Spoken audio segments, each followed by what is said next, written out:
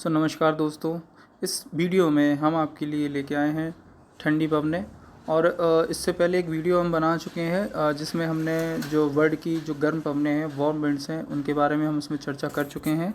ठीक है।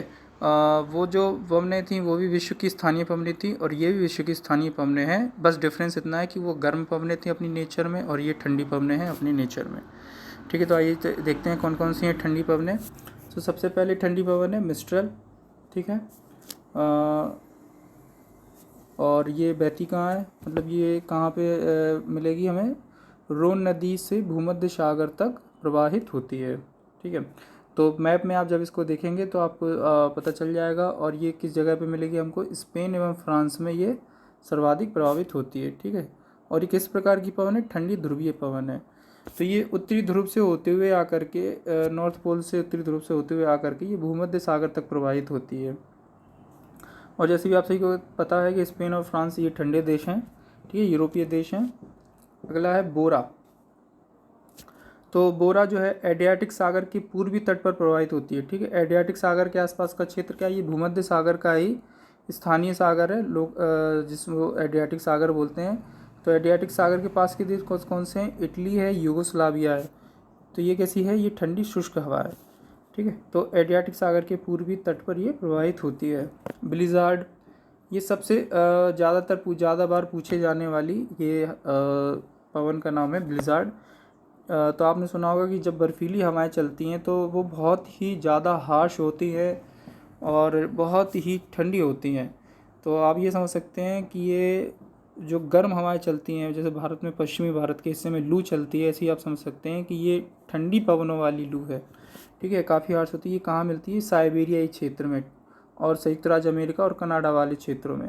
तो ब्लिज़ार्ड आपको उस जगह पे ज़्यादा मिलेगी, ब्लिज़ार्ड चलने वाली हवाएं उस जगह पर ज़्यादा मिलेंगी जो बहुत ही ज़्यादा ठंडे प्रदेश हैं, ठंडी क्षेत्र हैं, बर्फीले क्षेत्र हैं। जैसे रूस का साइबेरियाई क्षेत्र है, संयुक्त राज्य अमेरिका और कनाडा वाला जो क्षेत्र है काफ़ी ठंडे वाले क्षेत्र वाले हिस्से हैं ये। ठीक है। नोर्टे, संयुक्त राज्य अमेरिका के दक्षिणी क्षेत्र वाले मैक्सिको वाले हिस्से में।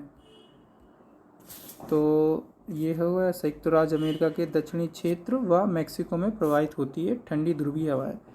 तो आप जितनी भी हवा देखेंगे ये सभी कहाँ से होनी? ध्रुवीय हवा मतलब लिखा हुआ, मतलब ये नॉर्थ पोल से होकर के चलती हुई आ रही हैं। ठीक है, क्योंकि संयुक्त राज्य अमेरिका हमारा नॉर्थ पोल क्या कहते हैं, नॉर्थ हेमिस्फीयर पड़ता है। उत्तरी क्या कहते हैं पृथ्वी के अगर हम दो हिस्से करते हैं इक्वेटर से अगर देखते हैं तो एक उत्तरी हिस्सा पड़ता है और एक दक्षिणी हिस्सा पड़ता है। तो ये उत्तरी हिस्से वाली हवाएं हैं। पेम्पेरो, अर्जेंटीना व उरुग्वे भी प्रवाहित होती हैं। तो ये भी ठंडी ध्रुवीय हवा है। अब ये अर्जेंटीना उरुग्वे ये क्या है? आपको दक्षिणी हेमिस्फीयर में मिलेंगे। पृथ्वी का जो दक्षिणी भाग है इक्वेटर के दक्षिण में, ये वो वाली हवाएं हैं। ये हो गई ग्रेगेल, ये दक्षिणी यूरोप के भूमध्य सागरीय क्षेत्र में प्रवाहित होती है। ये ठंडी हवा है, ये ध्रुवीय हवा नहीं है, ये ठंडी हवा है। आसपास की जो उन भूमध्य सागर का क्षेत्र में जो ठंडी लहरें जो होती हैं, कोल्ड करंट होती हैं, तो उससे उठने वाली जो हवाएं होती हैं उनसे ये ठंडी हवा बनती है। जोरन, जुरा पर्वत नाम से है तो जुरा पर्वत की जिसका नाम जोरन हवा है। जुरा पर्वत जो ऑस्ट्रेलिया में प्रवाहित होती है, ठंडी व शुष्क हवा होगी।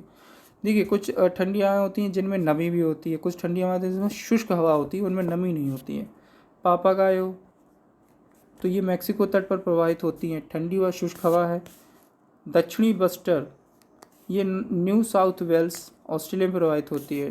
तो न्यू साउथ वेल्स की जैसे कि आप देखेंगे कि ऑस्ट्रेलिया महाद्वीप जो है वो, तो उसका दो हिस्सों में इस तरीके से, ये वाला हिस्सा ये रेगिस्तानी जो पश्चिमी वाला वेस्ट वाला है ये रेगिस्तानी वाला हिस्सा है। जो ईस्ट वाला ऑस्ट्रेलिया है, तो न्यू साउथ वेल्स आपको इस हिस्से में यहाँ पे पड़ेगा। ठीक है। तो ये थोड़ा सा ये ठंडी जगह, ये यहाँ पे रेगिस्तानी वाला मिलेगा और यहाँ पर आपको ये ठंडा वाला क्षेत्र मिलेगा। तो इस वजह से यहाँ पर क्या है, ये दक्षिणी बस्टर्स आपको यहाँ पर मिलेगा, न्यू साउथ वेल्स।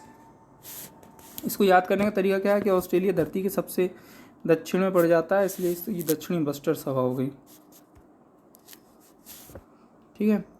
तो अब देखते हैं इसमें अगली हवा कौन सी है। ये दक्षिणी बस्टर्स हो गई हमारी। अगली हवा है हमारी बाइज।